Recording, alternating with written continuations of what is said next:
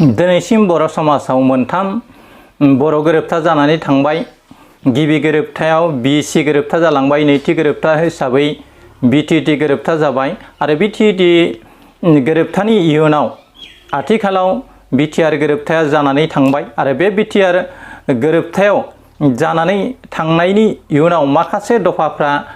मावफुंजाबाय आरो माखासे दफाफ्रा मावफुंजायैनि थासारियाव दङ। आथिखालाव बेफोर प्रसेसफोरखौ, बेफोर लामाफोरखौ एबा बे दफाफोरनि खामानिफोरखौ आथिखालनि सरकार थानाय प्रमद मदि सरकारा नाजागासिनो दं होननानै ससियेल मिडिया आरो टिभिनि जानबुंफ्राव जोङो नुगासिनो दङ। बेबादि थासारियावनो आथिखालाव BTR सरकारा फोसावबाय थानाय बादियै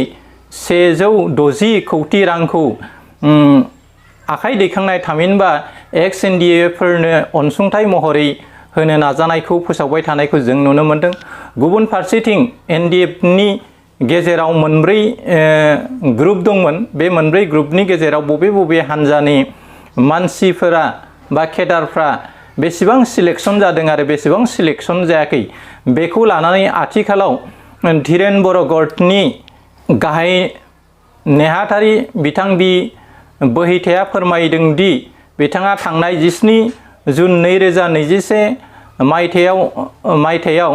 अदालगुरिनि गुमै हटेलाव जानाय मोनसे प्रेसमिटआव फोरमायनाय बादिब्ला आथिखालाव एबा गुबै NDFफोरनि बिसाना 4035 सानि बारा दङ होननानै बिथाङा बुंदों आरो बेफोर गुबै NDFफ्रा जुदि अनसुंथाइ एबा आथिखालाव सरकारनिफ्राय फैनाय माखासे खाबुफोरखौ मोनाब्ला बिथांमोना हाग्रायाव थांफिननाय जागोन होननानै बुंदों आरो आथिखालाव धीरेन बर' सागानगिरि बिथांखौ आथिखालनि सरकाराव थानाय BTR गोरोबथा खालामगिरिफ्रा सरकारजों सावरायनाय माखासे हाबाफारिफ्राव बिथां धीरेन बर'खौ नारगारनानै दोनबाय थानाय खोथाखौ बे प्रेसनि मिटनि गेजेरजों बिथां बि बोहैथाया अजद दैखांनायखौ जों नुनो मोनदों। दा थारैनो आथिखालाव NLF-B बादि हाथियार दिग्रा मोनसे बर' समाजाव हाग्रायाव दंथ'यो आरो बे NLF-B फोरखौ लाबोनो थाखाय आथिखालाव प्रमदनि सरकारा खेबले बिथांमोनखौ फिन फैफिननानै मोजाङै सावरायनायनि गेजेरजों माखासे खोथाफोरखौ समाधान खालामनो थाखाय नाजाबाय थानाय एबा फोसावबाय थानायखौ जों नुनो मोनदों। बेबादि बुब्लियावनो आथिखालाव धीरेन बर' गटनि माखासे सोद्रोमाफ्रा फिन हाग्रायाव थांफिननायनि खोथाखौ हुमखि होनायखौ जोङो थांनाय 17 जुनाव जानाय अदालगुरियाव जानाय मोनसे जुथुम्मायाव, जाय जुथुम्मायाव बि बोहैथाया बिबुंथि होदोंमोन आरो बिथाङा बुंदों दि आथिखालाव बर'नि गेजेराव बा बर'नि गेजेराव जि पेरामिलिटारि फर्स लानायजों लोगोसे माखासे NDFफोरखौ अनसुंथाइ होनायनि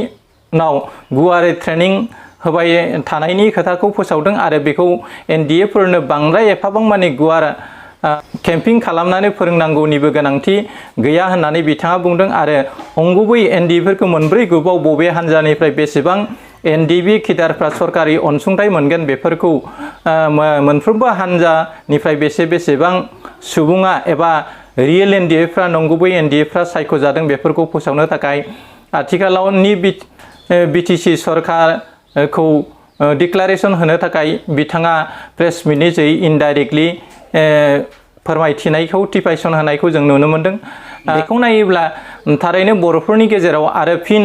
मोनसे गिथावना थासारि फैफिनगोन नामा होननानै जोङो साननो हायो। गुबुन फारसेथिं जों साननानै नायोब्ला बर'नि गेजेराव आथिखालाव मोनथाम गोरोबथा जाबोनायनि इयुनाव BC गोरोबथानि समावबो एबसुनिफ्राय माखासे भलन्टियार्सफोर दंमोन। बिथांमोना जाबादि अनसुंथाइ मोननांगौमोन गासैबो भलन्टियार्सफोरनि मानसिफ्रानो बै समाव अनसुंथाइ मोनाखैमोन आरो नैथि BTT गोरोबथानि दिनावबो माखासे BLTफ्रा जाबादि अनसुंथाइ मोननांगौमोन, साख्रि बाख्रि मोननांगौमोन, बिथांमोनखौ आबुङैनो होबोनो हानायखौ जों नुनो मोनाखै आरो नैबे थामथि BTR गोरोबथानि जोहैदि गासैबो NDFफोरखौनो सरकारा अनसुंथाइ एबा